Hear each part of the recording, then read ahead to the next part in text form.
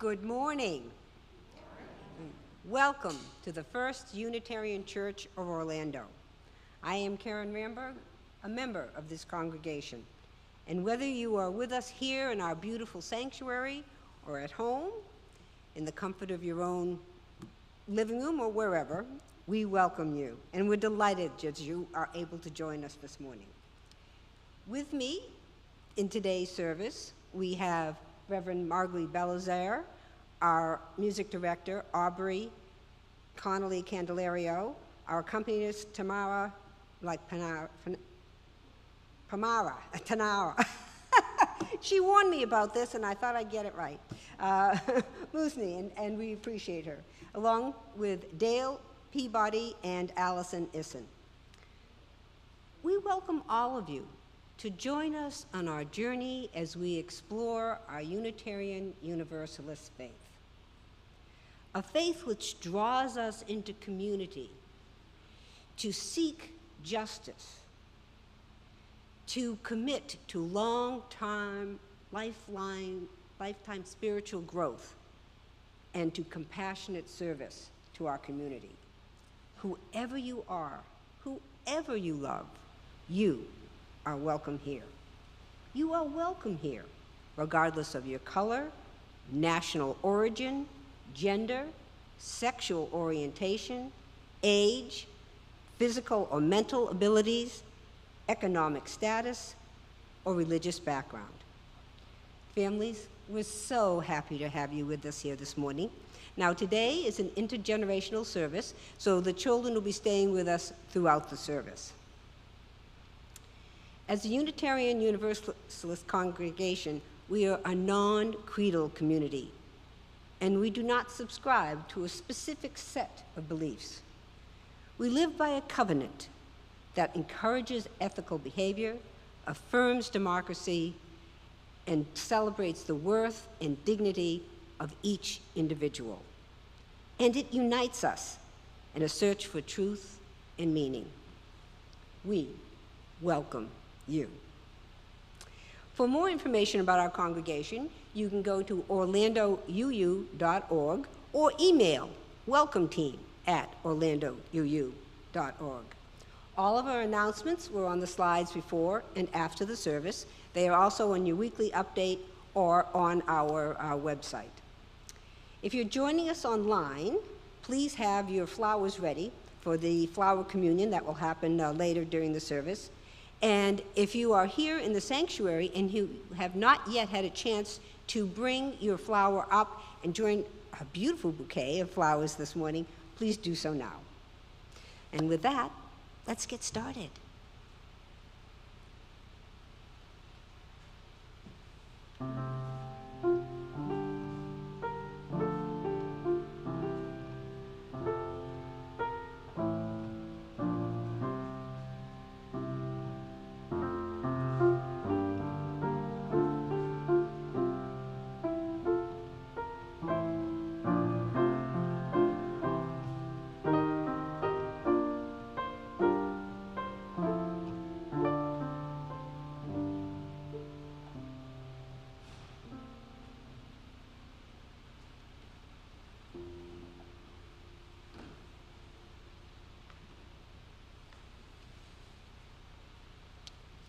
Good morning.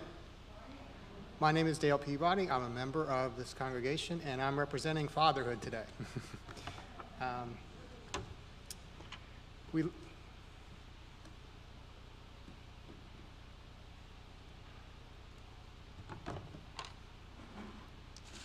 We light our chalice today for fathers and for fatherhood with the words of Reverend Peter Friedrichs. For sleepless nights awaiting the curfew breakers, for anxious hours as a driving instructor, for hours spent on sidelines, cheering and watching school plays, sometimes resting our eyes, for the pressures of breadwinning and wait till your father gets home, for teaching moments and mentoring moments, for making up answers when you just don't know, but are expected to because you know everything, for scrapes and boo-boo kisses and Band-Aids, for hugs and kisses and silliness and play, for bedtime stories and early morning ice time, for all the aftershave and ties received as gifts, for handing over car keys and waves goodbye, for father-daughter wedding dances, we're not there yet, and cradling grandchildren for the first time, definitely not there yet. For all the moments and all the meaning in the role of a lifetime, we light our chalice for fathers and for fatherhood.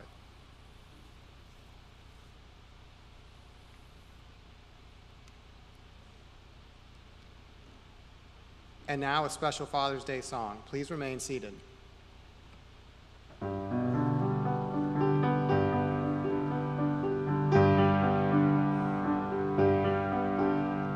Sleeping there like angels, innocent and simple. I think she's got my nose. I think he's got my dimple.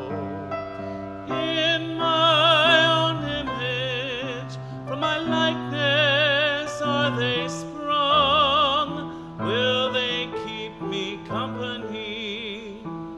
Will they keep me young? That's what it means to be a father, planning their future as you watch your children sleep. That's what it means to be a father. I never knew that I could feel a love so deep. Oh, I will be their teacher, and I will be their guide, and everything they ever need, I'll be there to provide. And I will always love them, be forever by their side. That's what it means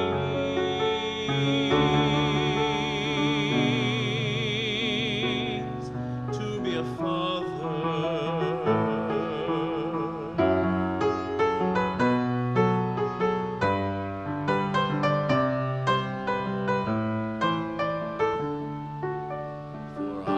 Built a home for us, spectacular and new. And I sat there in that home for us and learned that this was true. What use is a home with no one to give it to? Not a hill of beans to pass along your dreams, but that's what it means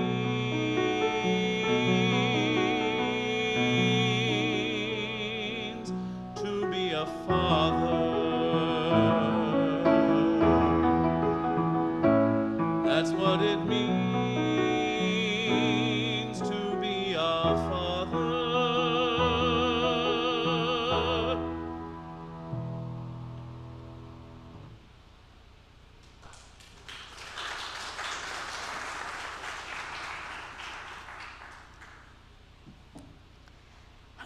In addition to today being Father's Day, it is Juneteenth and our Flower Communion service. We hope to lift up and affirm all three today. We honor the complexity of fathering. May we honor that. May we also continue in the struggle for racial justice, and may we recognize our free choice to journey together spiritually in spite of our various beliefs. With all this in mind, and in our hearts, I invite us into worship with the words of Alice Berry. Children of the earth, we are nurtured, sustained, given warmth and light from above and below, supported by earth's strong, firm crust. We build our homes, till the fields, plant our gardens and orchids. When we turn from self and seek to be aware, we will find holy light in human faces, and blossoms, birdsong, and sky. The earth is truly our home, and we are one with all of earth creatures, parents of earth children yet to be. Come, beloveds, let us worship together.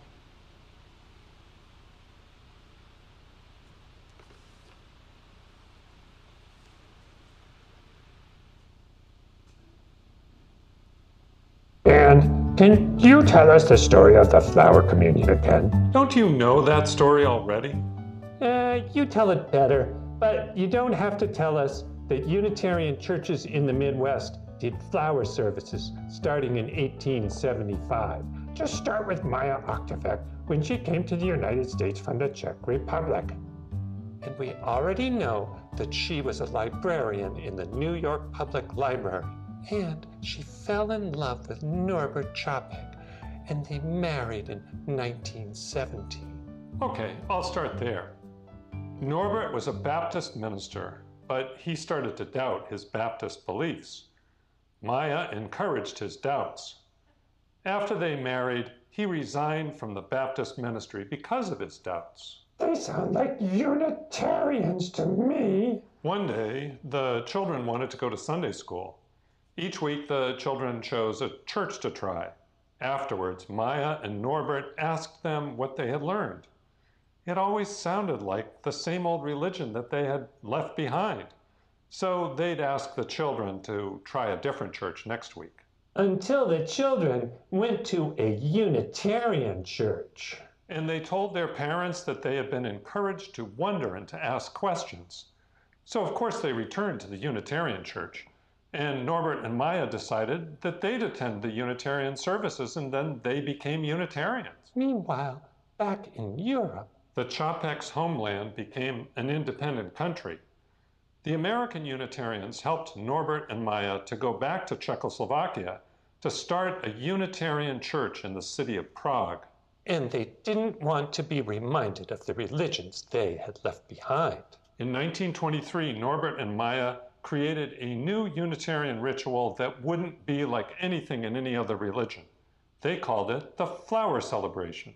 Now we call it a flower communion.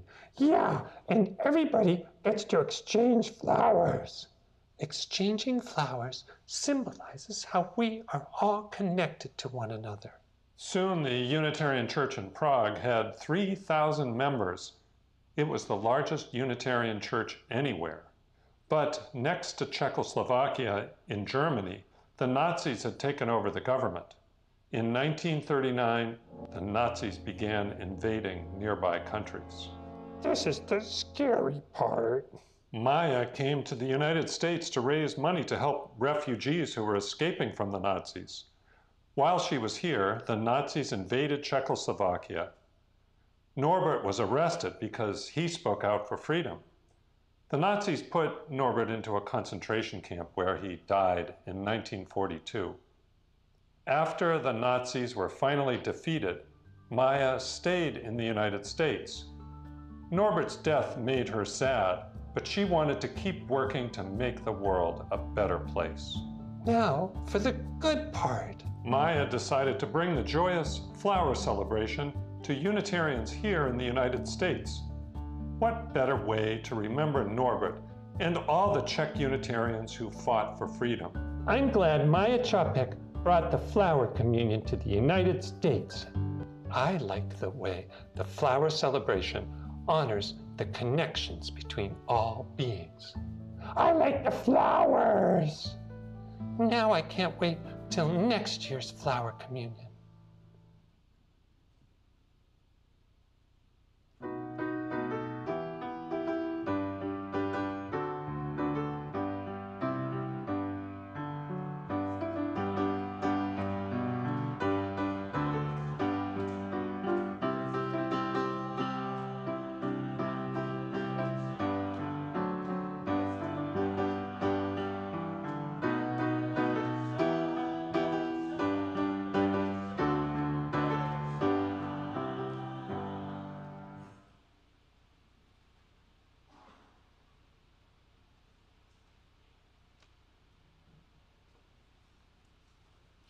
Good morning.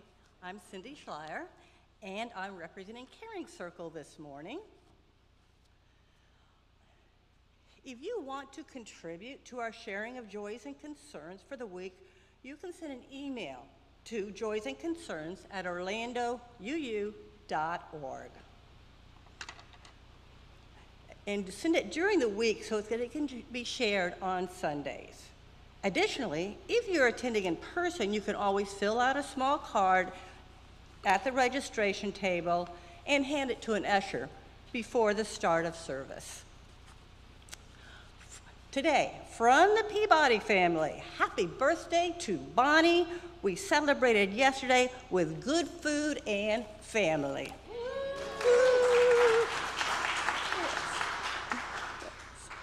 Also, to remind people, Bev Alig had surgery this last week and is recovering at home. Welcomes calls and cards. Also, Dale Steakley continues in rehab after an injury with her foot.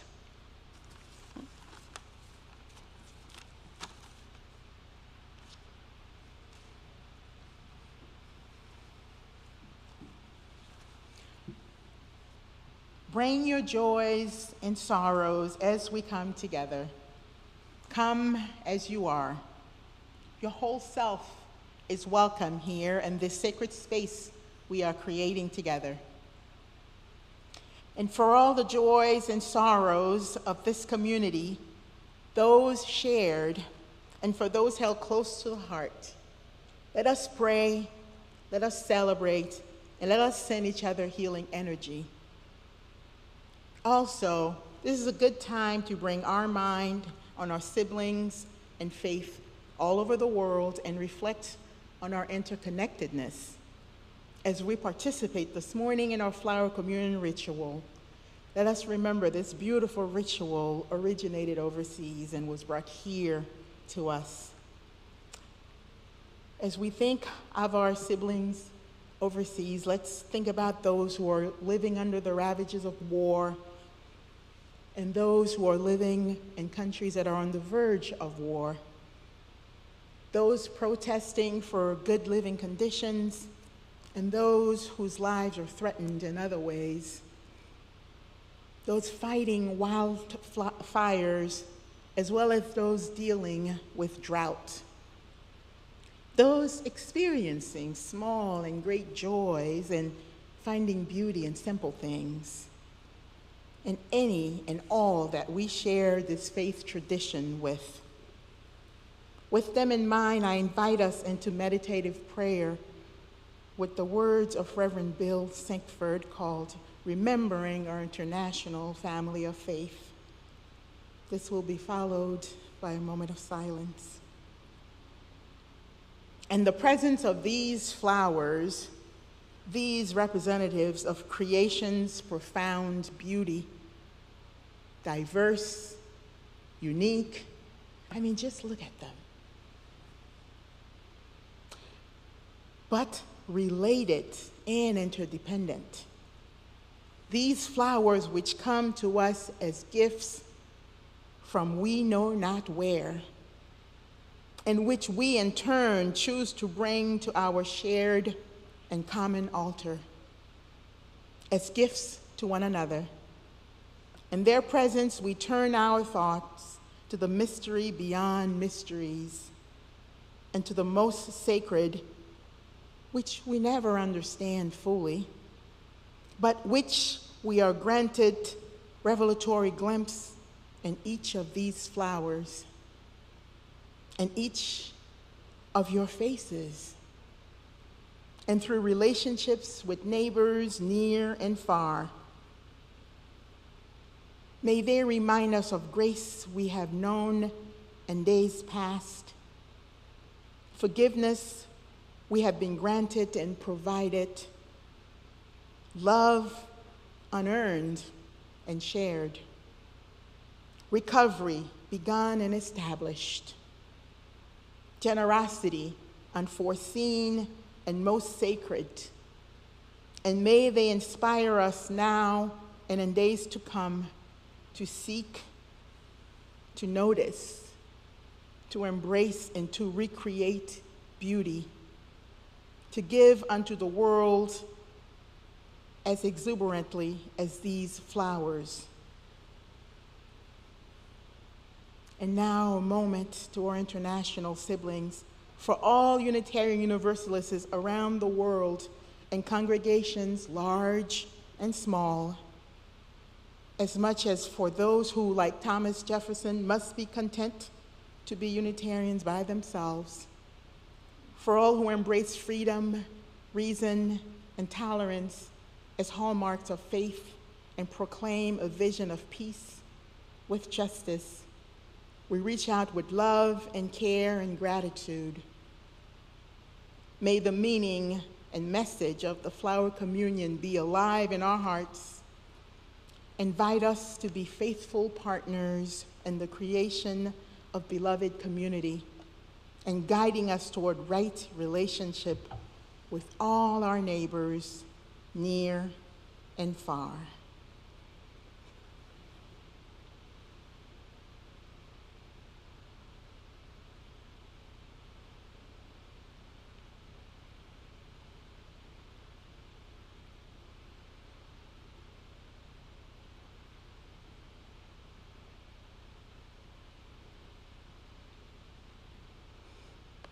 Remain seated and in a meditative state as we sing our centering hymn, number 78, Color and Fragrance. Words will be on the screen for verses 1, 2, 3, and 5, if you're using the hymnal.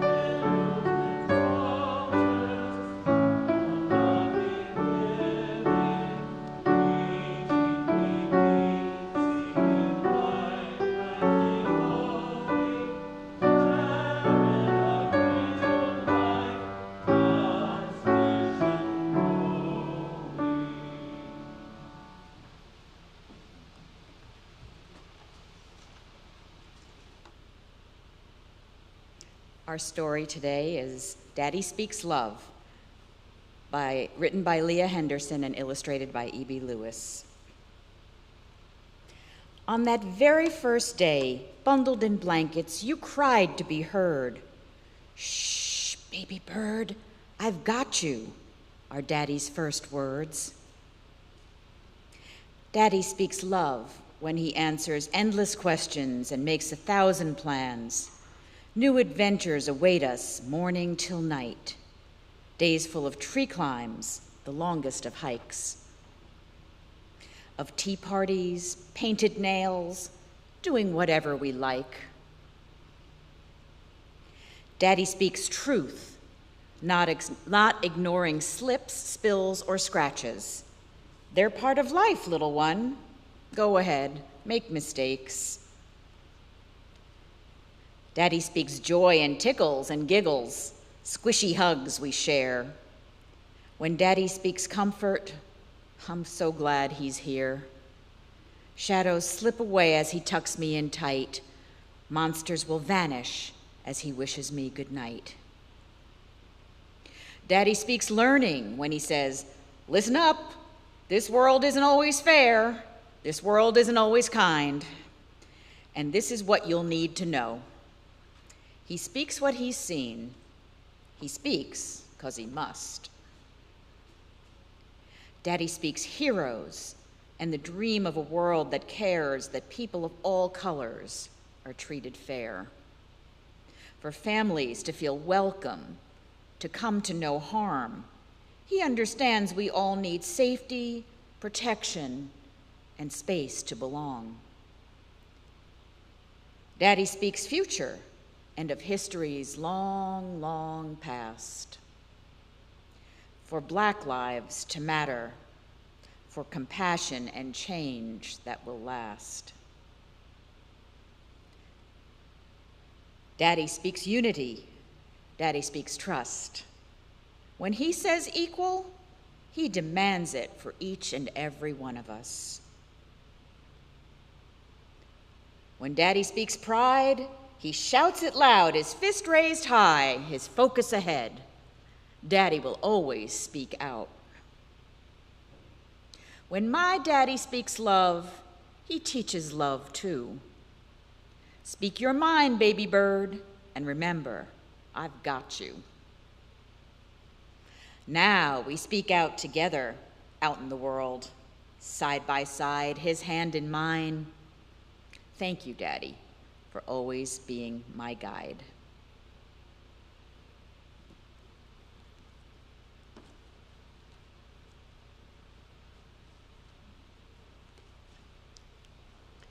And now we invite you to the practice of generosity so that the many ministries of the First Unitarian Church of Orlando can thrive.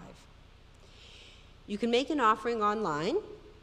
You can simply go to orlandouu.org and click the donate button in the upper right-hand corner, or you can send a text or mail a check. Another option is to support this month's Share the Plate partner, LGBTQ History Museum of Central Florida, by finding a link to their organization in our weekly newsletter. The mission of the LGBTQ History Museum of Central Florida is to collect, preserve, and exhibit the history of gay, lesbian, bisexual, and transgender community in Central Florida. They are dedicated to collecting and preserving memorabilia, providing a documentary record for research, and displaying with pride the community's social and historical contributions.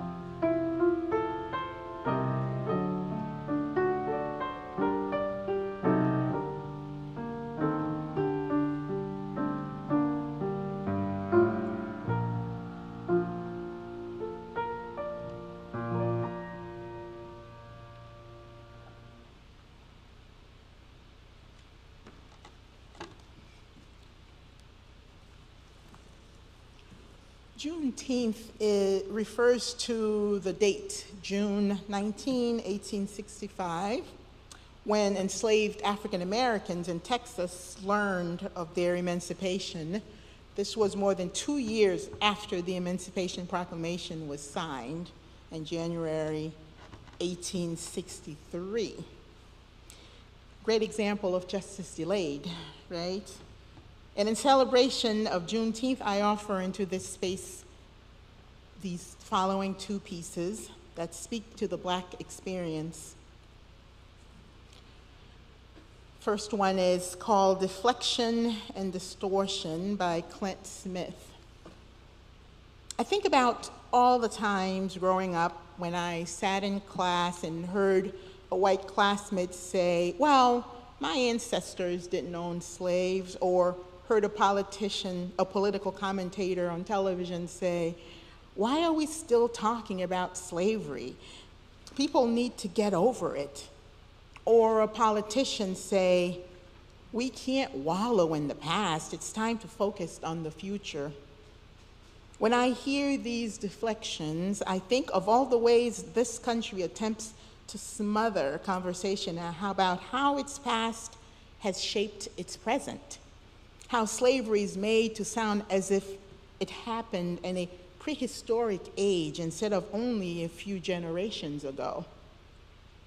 In his 1935 book, Black Reconstruction in America, W.E. Du Bois wrote that the story the country tells about its relationship to chattel slavery is willfully distorted. Our histories tend to discuss American slavery so impartially that in the end, nobody seems to have done wrong and everybody was right.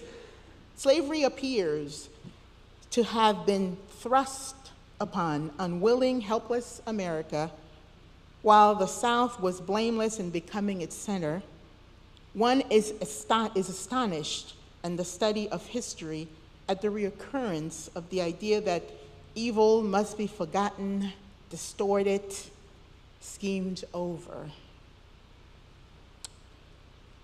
And as you may know, Juneteenth became a national holiday last year. I was speaking with a colleague about this over the weekend, and we agreed that it is a cause for joy and celebration, and this joy must be robust enough to hold grief. Grief because justice continues to be delayed for Black people here. We still live in an America where there is a need for a Black Lives Matter movement.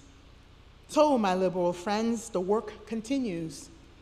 This brings us to the second reading, which is the well-known quote by Ella Baker. Until the killing of Black men, Black mothers' sons, children, becomes as important to the rest of the country as the killing of a white mother's son, children, we who believe in freedom cannot rest until this happens. Now please rise in body or spirit as we sing hymn number 99 from the gray hymnal, Nobody Knows the Trouble I've Seen.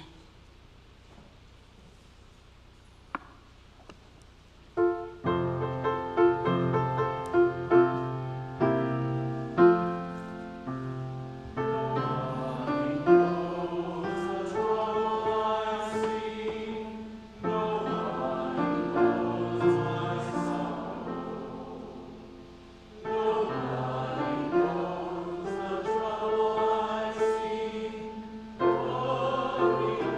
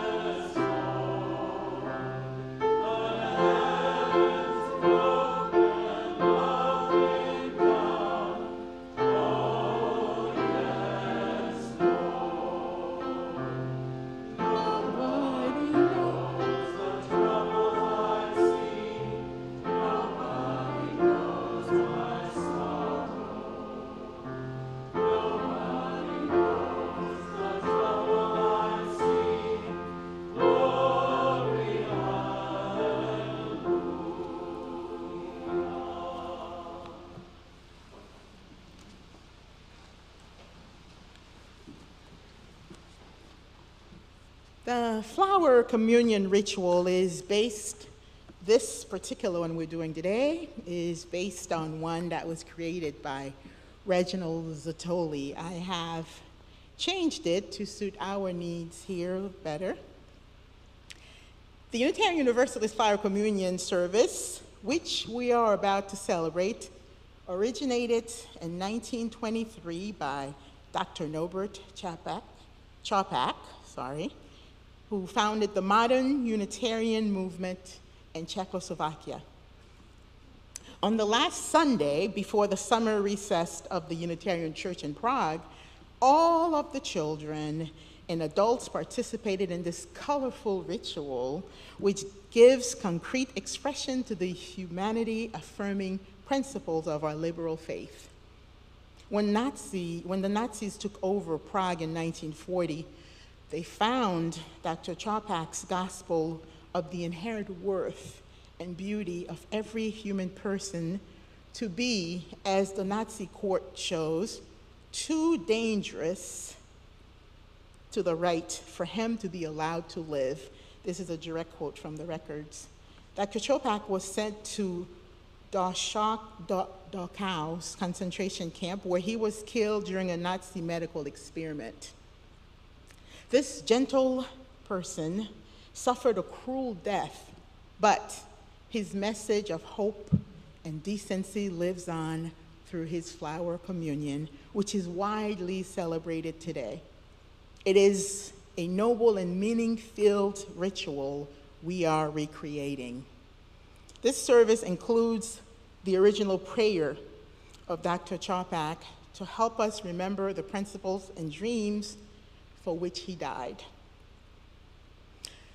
So in the flower ceremony, the significance of bringing and placing your own flowers in the vase is that it is by your own free will that you join with others in this faith tradition.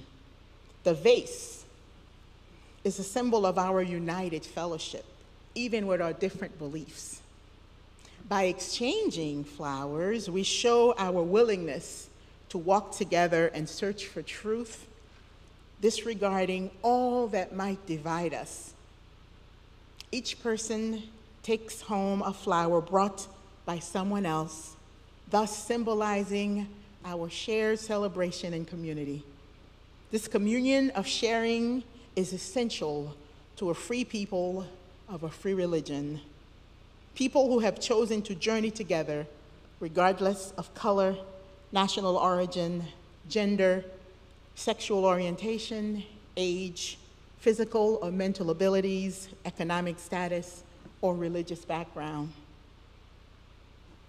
It is now time to share in the flower communion. The communion is shared silently. If you are celebrating the communion virtually and/or by yourself, I invite you to gaze upon the flowers or the flower of flowers before you. Do so quietly, yet reverently, with a sense of how important it is to address our world and other persons with gentleness, justice, and love. As you touch your flowers, speak the name of a person who is dear to you, or place their name in the chat. Each blossom represents a person's unique humanity and therefore deserves your kindness. And if you don't have a flower with you, again, for those who are participating online, still quietly reflect on how important it is to address our world and other persons with gentleness, justice, and love. For those here in the sanctuary, we will use the two center aisles for you to come forward. And please make space for one another as people enter the line. We are in this together. I ask that as you each in turn approach our altar, to do so quietly and reverently with a sense of the importance of this celebration. And as you take your chosen flower, noting its particular shape and beauty. Please remember to handle it carefully. It is a gift that someone else has brought to you. It represents that person's unique humanity and therefore deserves your kindest touch. And please take a flower different from one that you brought in. The whole point is to exchange flowers. And once everyone in the sanctuary has returned to their seat, I will offer to end this space Dr. Chopak's flower communion prayer. So, let us begin. Remember to use the center aisle. Reflect on the flower. It's okay if you take a second, not 10 seconds. If you take a second or two to gaze and reflect on your flower, and then go back to your seat holding on to your flower. So.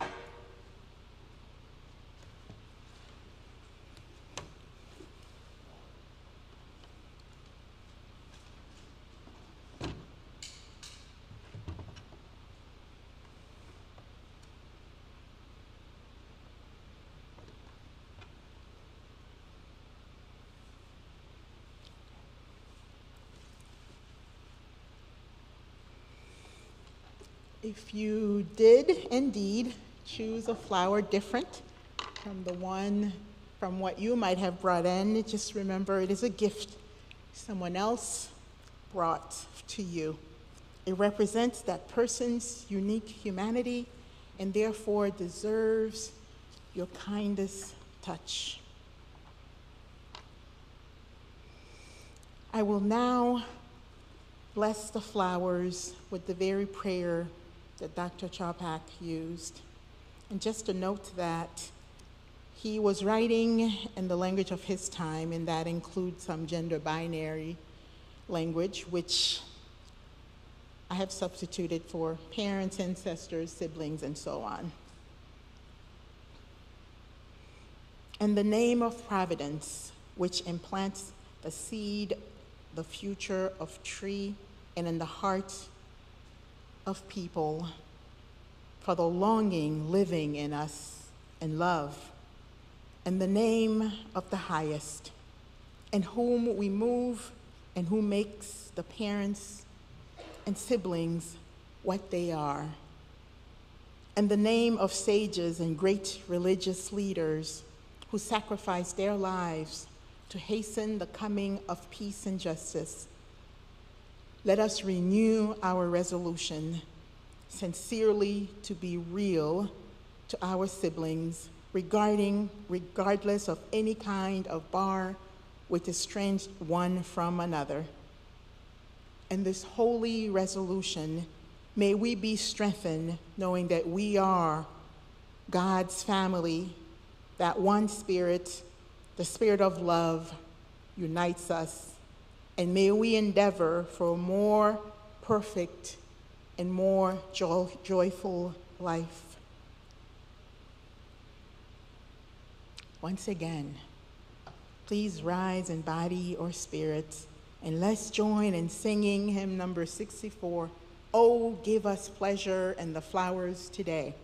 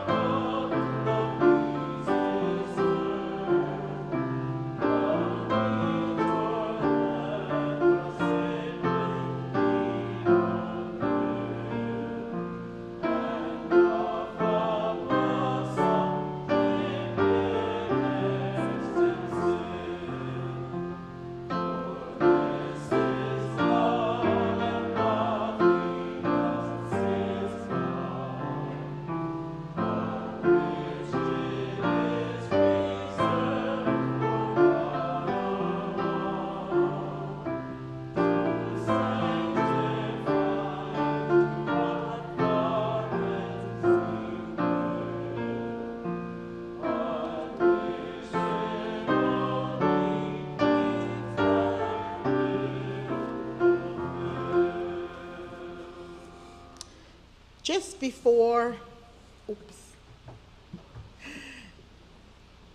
I started talking and you were in the middle of sitting. Just before he was put to death, Dr. Chopak wrote this prayer reflecting on his life and the state of his spirit. we will use it as our closing words today. May you find resonance with it. It is worthwhile to live and fight courageously for sacred ideals, or blow ye evil wind into my body's fire. My soul you'll never unravel. Even though disappointed 1,000 times or fallen in the fight and everything would worthless seem, I have lived amidst eternity. Be grateful, my soul. My life was worth living. He who was pressed from all sides but remained victorious in spirit is welcome into the choir of heroes. He who overcame the fetters given when to the mind is entering into the golden age of the victorious. I, for one, am grateful for this wonderful ceremony that was passed on to us from Dr. Chaupak. Beloveds, worship has ended, and now the service truly begins.